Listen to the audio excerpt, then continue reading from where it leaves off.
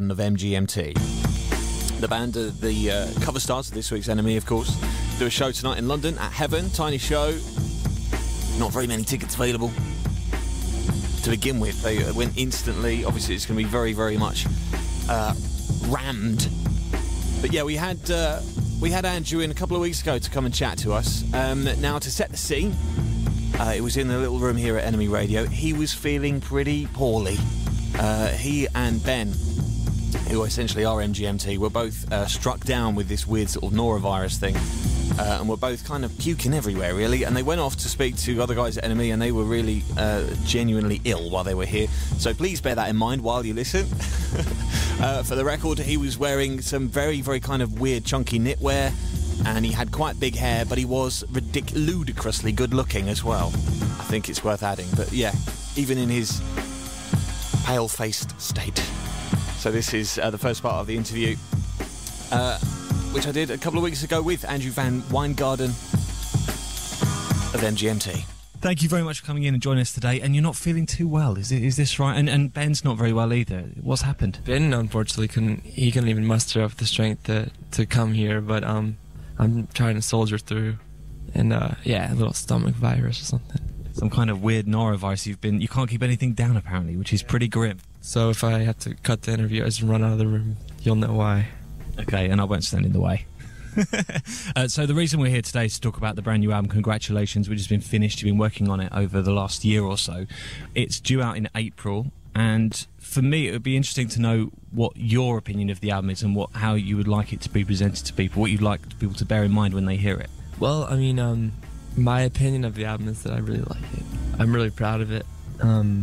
With the first album, it was kind of like a mix of some songs that were much older, and there's kind of like a chaotic element to the album that kind of reflected how we were feeling at the time too, just being on a major label and not knowing why really, and kind of dealing with that. And then this record just feels much more like one period of our, it's much more concise time-wise, It's much more guitar-based, probably just as strange, if not stranger, kind of jumping chord progressions, and but it's less electronic and more psychedelic influence, I think. I've read that the album's an attempt to deal with all the craziness that happened to you. It's just like one of those things that I say in an interview, and then it's quoted, and I'm just like, not that smart sounding of a quote.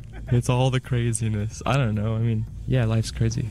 Well, I mean, with the success of the debut album, essentially, and the way things kicked off in a big way, as you say, you signed a deal with a major record label. I mean, if you had the chance, would you approach that initial stage of signing the deal and getting an album out there for the first time as MGMT? Would you approach that differently? I don't think so. I mean, I think we kind of just handled it, just took it as it came, and I think we did a good job of kind of staying grounded, and I think we're pretty much the same people, which is good. I mean, there was a feeling with the first album where you're sort of poking fun at the whole rock star culture and that kind of thing. So would you say over the last year or so, to an extent, you became what you were kind of taking the mick out of a bit? I think in 2008, kind of at the height of our crazy tour, we definitely kind of became who we were sort of sarcastically idolizing, like in Time to Pretend or something, but it was not a very fulfilling thing. I think we kind of just did it because we felt like we had to. It's like, for me, it was like physically couldn't really handle that kind of lifestyle. Yeah, it didn't really feel right or anything.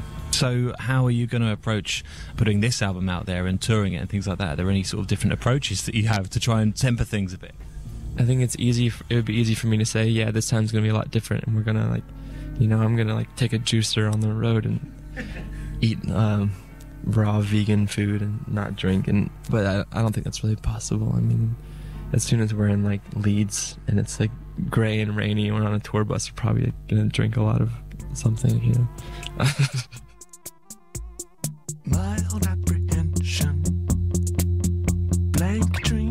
It is Flash Delirium. It was the free download from MGMT, which came out a couple of weeks ago now. And hearing that, it reminds me actually of Late of the Pier. I wonder if they've heard Late of the Pier. It's something I could have asked. Of course, we did this interview a couple of weeks ago, or I did this interview a couple of weeks ago with Andrew VanWyngarden, and We hadn't actually heard the album at the time either. It wasn't doing the rounds. We asked if we could play some more stuff from the album today as well, and after they finished laughing at us and pointing, they said no. So just the one song from that new album, but we will be playing it as soon as we possibly can on NME Radio. Flash Delirium is the track you've just heard from that new album. And time now for part 2 of the interview. Please bear in mind that he was pretty unwell, pretty kind of sickly.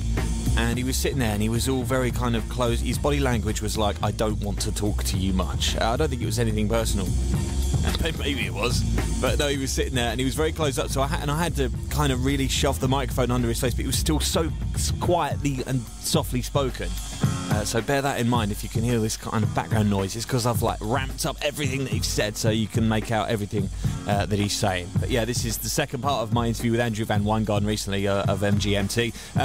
To start, I asked him if there was any particular music he and Ben had been listening to in the run-up to and during the making of the brand new second album. Lots of different things. We worked with Pete Kimber, Sonic Boom, and when he first came out to record with us, he just kind of brought this entire library of amazing music that most of us hadn't heard, and I think that was pretty influential on us. And we had a few of the songs written by that point, but that was definitely pretty amazing. I was still listening to the Beach Boys' Surf's Up a lot. I still listen to that kind of every day, the second half especially, and I don't really know how much that's influencing it musically, but it must be because I listen to it so much. And you mentioned Dan Tracy of the Television Personalities. You have a song which is literally called Song for Dan Tracy. How did that come about? That song, the relationship with Dan Tracy came about, I guess, in the fall of 2008. We played a couple shows with the Television Personalities. Before that, we've been fans of their music, and it was just great to meet Dan. And he's a really amazing musician and songwriter. And I guess we kind of came up with this weird, bizarre surf kind of guitar melody, and influenced, kind of inspired by this band, the Deep Freeze Mice. This song, like I Am Radio Luxembourg, just kind of just the odd changes and kind of the speed of it and stuff. I really wanted to have a song called Song for Dan Tracy. Like David Bowie has a song called Song for Bob Dylan, and I like songs about people, so we also have a song called Brian. Yeah. I think that's a little different than the first record, especially lyrically, when it was kind of more like ambiguous, pseudo mystical, like I don't know what the hell I'm talking about kind of thing. I still don't know what the hell I'm talking about, but it's like a little bit more directed, I think. When you go back out on tour with this record, do you think that there'll be a lot of fans coming out to see you do, the likes of Kids and Time to Pretend? Will you play those in a crowd-pleasing way, or will you sort of try and avoid that sort of stuff? I don't like when there's a band that I really like and I'll go and they're one of their most popular songs. It's clear that they hate playing it, and they'll play it in like some completely different style and sing it completely differently. I don't really like that. I think if we play those songs, that will kind of, I think, be true to how they sound in the first album. Maybe change them a little bit. With regard to being on a major label like Sony and the way the music industry is at the moment, and all the people saying that it's in a state of crisis, and that there's they don't know how to make money out of music anymore and that sort of stuff. What's your take on that and the way things are now? I don't know, because I think we're kind of kept separate from that world of it a little bit. I think we can sense it when we turn in an album, and they really like us and they're very good to us, and but when we turn in an album and we're like, yeah, we want to put it out like 2 months, and they just kind of start freaking out because it's like they need to follow the traditional format for putting out a record, I guess. But we like doing things not non-traditionally, and I think we did on the first album a little bit, and it worked, and they kind of maybe would want to repeat that, but you can't really do that with this new album because there's not, like, you can't go to radio with one of the songs really. But we're gonna make some killer videos. I think that'll help. Thanks very much for coming in today, Andrew. It's really good to meet you.